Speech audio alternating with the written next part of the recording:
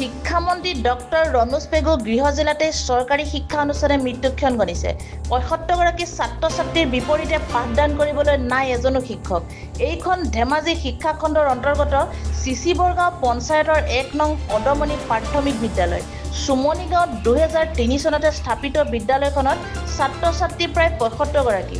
বিদ্যালয়খনৰ একমাত্ৰ শিক্ষকজনো আছে CRCCৰ দায়িত্বত কৰ্মৰত। গধুৰ দায়িত্বৰ বাবে প্ৰায় বিদ্যালয়ৰ পৰা আঁতৰি থাকিবলগীয়া হয় শিক্ষকজন।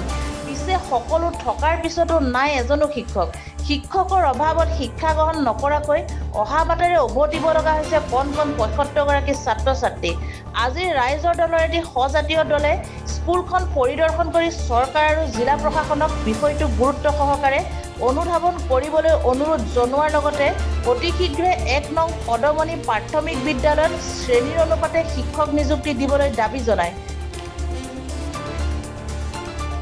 আজি আমাৰ এটা প্ৰতিনিধি দল আমি চিচি বৰগাঁও চুমনি গাঁৱৰ কদমনি প্ৰাথমিক বিদ্যালয় পৰিদৰ্শন কৰোঁ আৰু বিদ্যালয়খনত আহি আমি বিদ্যালয়খনৰ বিভিন্ন বিষয়ববীয়া আৰু গাঁৱৰ ৰাইজৰ লগত কথা পাতি আমি বুজোঁ যে চুমনি গাঁৱৰ যি কদমনি প্ৰাথমিক বিদ্যালয় আছে এই বিদ্যালয়খনত গাঁওখনৰ প্ৰায় ৭৫গৰাকী ছাত্ৰ ছাত্ৰী অধ্যয়ন কৰি আছে আৰু অধ্যয়ন কৰি থকাৰ পিছতো ইয়াত কিন্তু শ্ৰেণী অনুপাতে যি ধৰণে শিক্ষক থাকিব লাগে সেই শিক্ষক নাই। অতি দুখৰ বিষয় আমাৰ শিক্ষামন্ত্ৰী ডাক্তৰ ৰনোজ পেগু ডাঙৰীয়াৰ গৃহ জিলাৰ নতুনকৈ গঠন হোৱা চিচি বৰগাঁও সমষ্টিৰ এইখন কদমনি প্ৰাথমিক বিদ্যালয় আৰু স্কুলখন ৰাজহুৱা খণ্ড বিদ্যালয় অৰ্থাৎ চৰকাৰী বিদ্যালয়।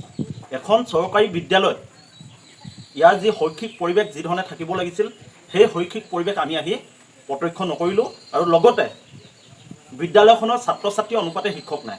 আমি বিগত দিনসমূহত আমি চৰকাৰক দৃষ্টিগোচৰ কৰি আহিছিলোঁ যে চৰকাৰে শিক্ষা বাণিজ্যিকৰণ কৰিব খুজিছে, শিক্ষা ব্যৱস্থাটোক সম্পূৰ্ণৰূপে ব্যক্তিগতকৰণ তেখেতলোকে কৰিব খুজিছে আৰু আমাৰ অসমৰ সন্মানীয় মুখ্যমন্ত্ৰী ডাঙৰীয়াই ব্যক্তিগত শিক্ষানুষ্ঠান তেখেতে প্ৰতিষ্ঠা কৰিছে।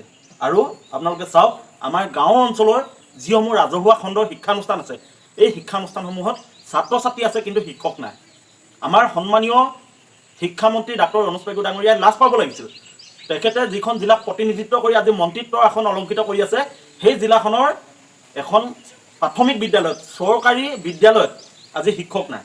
আজি ছাত্ৰ ছাত্ৰীসকলে ইয়াত আহি তেখেতলোকে যি ধৰণে শিক্ষা পাব লাগিছিল, যি শৈক্ষিক পৰিৱেশত তেখেতলোকে শিক্ষা গ্ৰহণ কৰিব লাগিছিল সেই পৰিৱেশ তেখেতলোকে পোৱা নাই।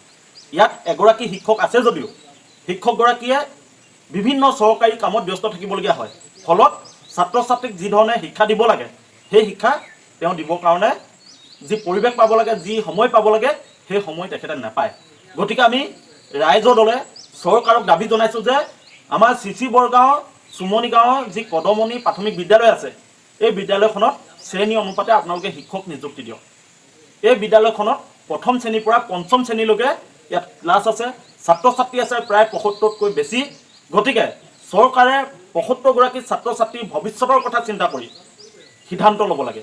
আমি জিলা প্ৰশাসন সন্মানীয় আয়ুক্ত মহোদয়কো আমি দাবী জনাইছোঁ যে বিষয়টো অতি গুৰুত্ব, আপোনালোকে গুৰুত্ব সহকাৰে বিষয়টো লওক আৰু আমাৰ যি ছাত্ৰ ছাত্ৰীসকলৰ ভৱিষ্যত এই ভৱিষ্যত যাতে সুৰক্ষিত কৰিব পাৰি, তেখেতলোকক আমি ভাল যাতে শৈক্ষিক পৰিৱেশত শিক্ষা দিব পাৰোঁ এই ব্যৱস্থা আপোনালোকে গ্ৰহণ কৰক। অন্যথা আমি ৰাইজৰ দলে আমাৰ চুমনি গাঁৱৰ ৰাইজক লগত লৈ আমি ইয়াৰ বিৰুদ্ধে যি প্ৰতিবাদ কৰিব লাগে প্ৰতিবাদ কৰিম। আৰু আমি পুনৰ জনাইছোঁ ৰাইজে চাব আমাৰ ধেমাজি জিলাক প্ৰতিনিধিত্ব কৰি ডাক্তৰ ৰনোজ পেগু ডাঙৰীয়াই আজি অসমৰ শিক্ষামন্ত্ৰী আৰু সেই শিক্ষামন্ত্ৰীগৰাকী নিজৰ গৃহ জিলাতে আজি চৰকাৰী বিদ্যালয় মৃত্যুমুখে গতি কৰিছে। গতিকে যিখন চৰকাৰে শিক্ষা খণ্ডসমূহ ব্যক্তিগত খণ্ডক গতাই দিব খুজিছে ইয়াক আমি ধিক্কাৰ জনাইছোঁ আৰু যিসমূহ আমাৰ ৰাজহুৱা খণ্ডৰ শিক্ষা ব্যৱস্থা আছে এই শিক্ষা খণ্ডসমূহক পুনৰ উজ্জীৱিত কৰিবৰ কাৰণে শিক্ষা খণ্ডসমূহত শিক্ষক নিযুক্তি দিবৰ কাৰণে আমি দাবী জনাইছোঁ। ধেমাজি জিলাৰ পৰা সঞ্জয় নাথৰ ৰিপৰ্ট E24 লাইভ ব্ৰেকিং।